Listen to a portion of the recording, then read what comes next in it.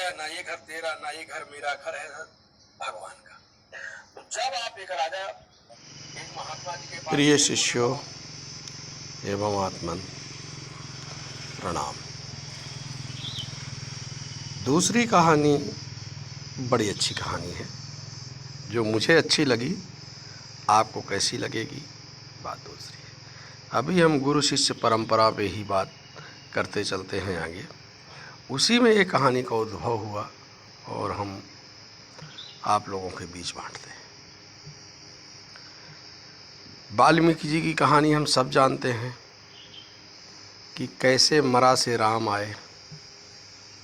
आज एक और विचार मन में आया कि जब हम गेहूं या धान या कोई भी बीज पृथ्वी के भीतर डालते हैं तो ये कभी नहीं देखते कि बीज किस दशा में है।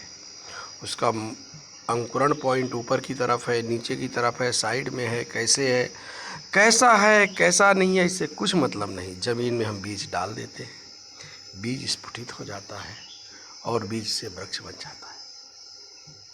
एक मेरे शिष्य ने मुझसे पूछा था, मेरे मित्र ने मुझसे पूछा था कि महाराज थोड़ी देर तक विचार होते हैं भगवत्ता के और फिर इसके बाद विचार गोल लुप्त हो जाते हैं, एकाग्र नहीं रहता मन, क्या किया जाए।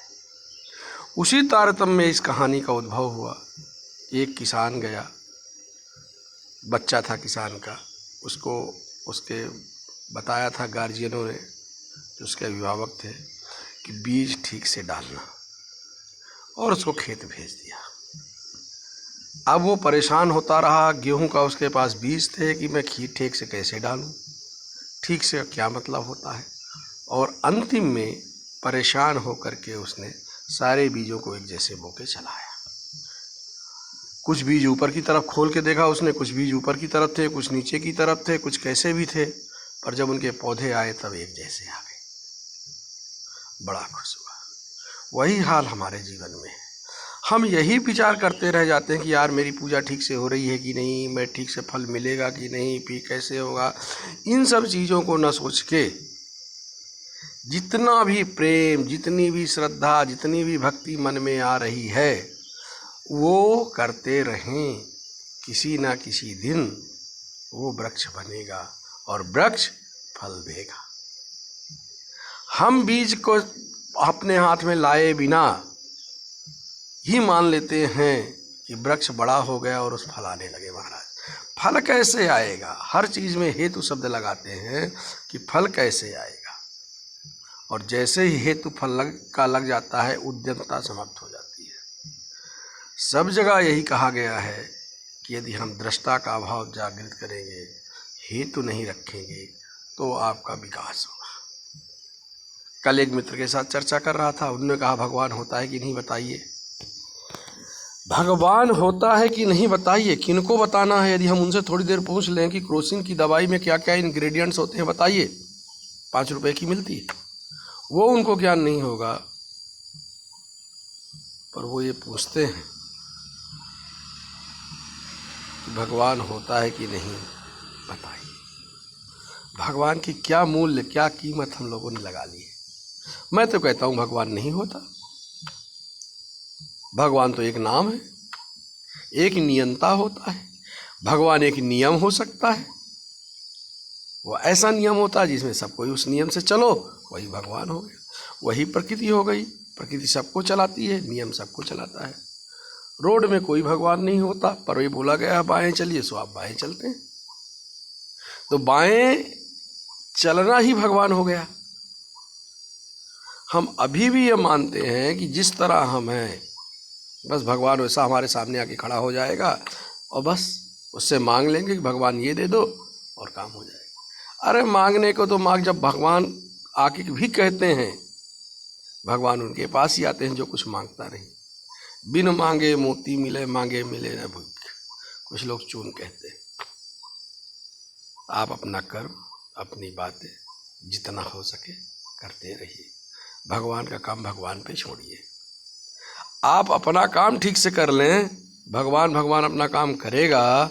यही तो है गीता का ज्ञान, यही तो गीता में कृष्ण ने बताया है। हाँ, एक चीज़ और याद आ गई, एक दिन पढ़ रहा था जो आप सुनेंगे। गीता में असली युद्ध कृष्ण और अर्जुन के बीच हुआ है, ना कि वो मृतमान शरीरों के बीच में भीष्म पितामह द्रोणाचार्य। इनको तो मरना ही था एक दिन, आज मरते या कल मरते। यदि अर्जुन और कृष्ण ने युद्ध ना लड़ा होता,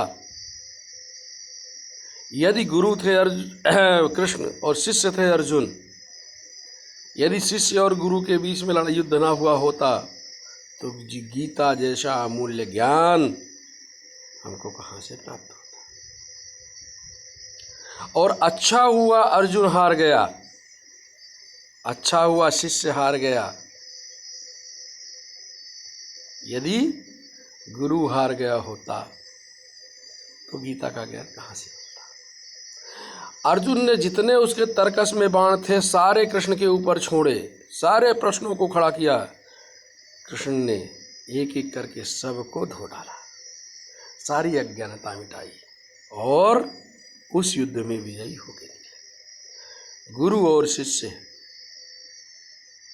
का अतुल्य प्रेम, अतुल्य मिश्रण, जिसकी कोई गणना नहीं की जा सकती है, वह गीता है। और उसमें दो पात्र भगवान श्री कृष्ण और श्रद्धेय अर्जुन है। पिछले वीडियो में मैंने बोला था समर्पण, सर्वान परित्यज्य माम एकम शरणम व्रज।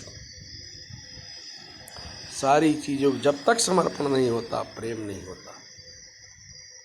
यदि प्रेम करना है तो समर्पण करना है, और समर्पण करना है तभी आप गुरु की गुरुत्व में, गुरु शब्द कैसे बना, जो गुरु होता है, जो बड़ा होता है, वो गुरुत्व होता है।